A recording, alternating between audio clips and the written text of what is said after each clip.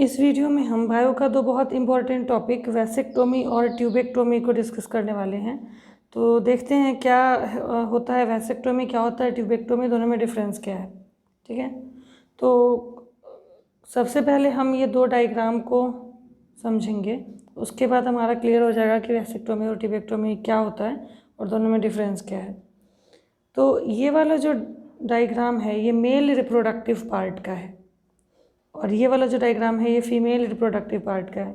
ठीक है, तो मेल का जो रिप्रोडक्टिव पार्ट होता है उसमें मेन टेस्टिस होता है जिसके अंदर स्पर्म फॉर्मेशन होता है। तो ये टेस्टिस है, टेस्टिस के अंदर स्पर्म फॉर्मेशन होगा और यहाँ से फिर स्पर्म जो है ये पाथ फॉलो करता है, रिटेटेस्टिस, वासा एफेरेंशिया, एपिडिडाइमिस, वास डेफेरेंस, इस तरीके से जो है स्पर्म वो पाथ फॉलो करता है। ठीक है, और फिर इस पेनिस के थ्रू बाहर रिलीज होता है।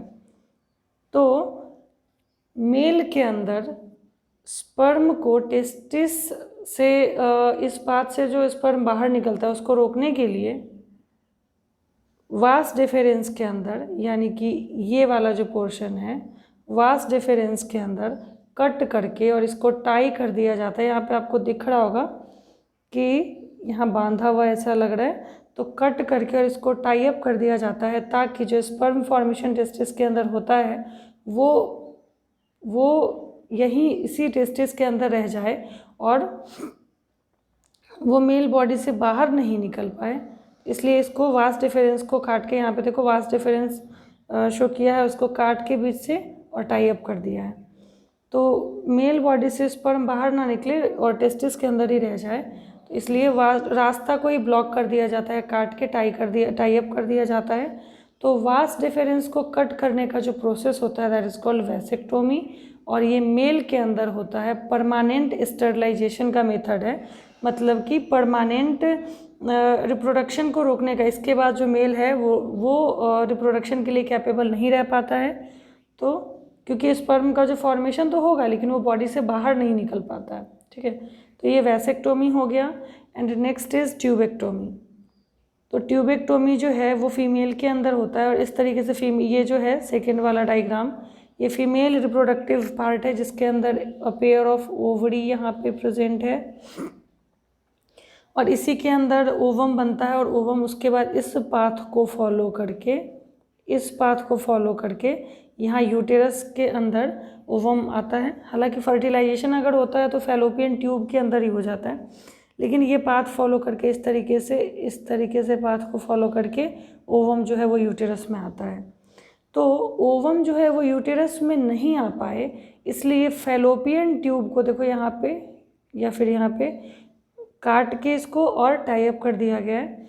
तो फैलोपियन ट्यूब को काट दिया जाता है ताकि जो ओवम बनेगा इसके अंदर, ओवरी के अंदर, वो फिर यूटेरस में ना आ पाए, है ना। कि अगर इनके स्पर्म आता भी है फीमेल बॉडी में तो ओवम जो है वो यहाँ से इस पाथ के थ्रू अगर नहीं आ पाएगा तो स्पर्म और ओवम की मीटिंग नहीं होगी, तो फिर फर्टिलाइजेशन नहीं होगा। तो ये भी जो है ट्यूबेक्टोमी, ये फीमेल के अंदर परमानेंट स्टरलाइजेशन, मतलब कि रिप्रोडक्शन को रोकने का एक तरीका है। तो मेल के अंदर वैसेक्टोमी होता है जिसमें वास डिफरेंस को काटते हैं और काट के बांध देते हैं, और फीमेल के अंदर ट्यूबेक्टोमी होता है जिसमें फैलोपियन ट्यूब को काट के टाई अप कर देते हैं। ठीक है, ये दोनों प्रोसेस जो हैं ये परमानेंट स्टरलाइजेशन के प्रोसेस हैं।